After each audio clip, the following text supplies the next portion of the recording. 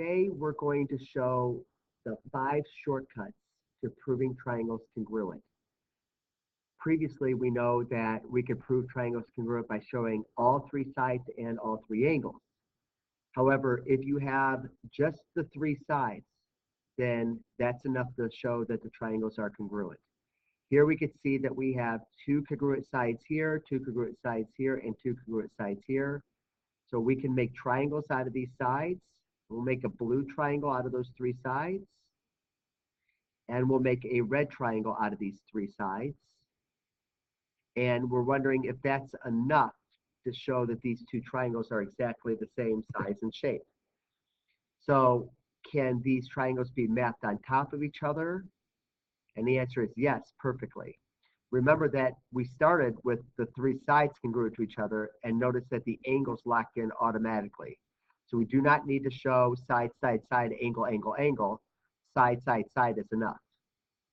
There are other shortcuts besides side, side, side. For example, here we have 2 congruent sides here, 2 congruent sides here, and some angles that are the same degree measure apart from each other. So using these degree measures, we could set up the sides here, the blue triangle off that angle, and the sides off this red triangle, or this red angle rather. Now, this is side, angle, side. The angle is included between the 2 sides, and it forces us to have a specific length side from the endpoint here to here in blue, and also the same thing here in red. Are these 2 triangles congruent? So in other words, can we map the blue one onto the red one? And the answer is yes. So remember, we started off with the angle and the 2 sides, but notice that these other 2 angles and this 3rd side match perfectly. So that means that side angle side works as well for a shortcut. Does side side angle work? And the answer is no. The reason is because here we have an angle, and here we have a side, and here we have a second side that's not included between the angle. This second side can kind of swing back and forth without changing length. When it swings over here, we have this triangle, and when the side swings over here, we have the second triangle. Now remember, these triangles have their congruent angles here on the left, congruent sides, and a second pair of congruent sides here. But of course, these triangles are definitely not congruent. So that's why SSS, or rather SAS, does not work. SSA does work, however, if the angle happens to be a right angle. Here we have right angles, and here we have a pair of legs congruent here and here, and we have a pair of hypotenuses congruent that intersect that 3rd side way up at the top. Now again, this is side side angle, but the angle's right.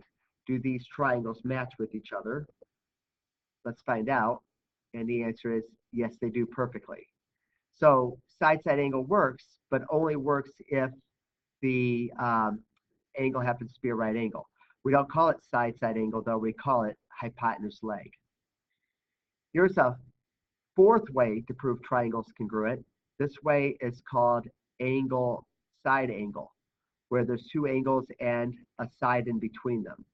So if we rearrange these blue segments right here, these angles, a segment in between, and then an angle off to the side, and then we do the same thing with the red, an angle, a side, and an angle, and that's enough. Now these need to be extended, of course, so when we extend these, we're going to get them crossing somewhere.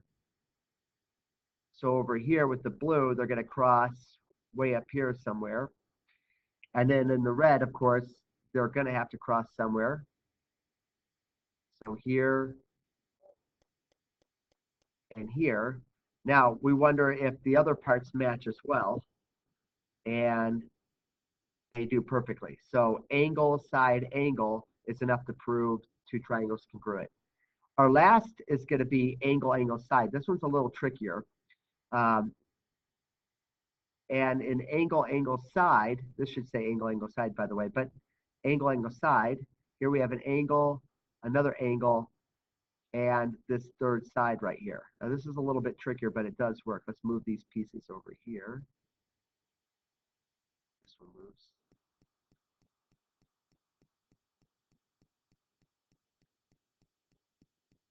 Okay. So we have an angle, side, and another angle right here.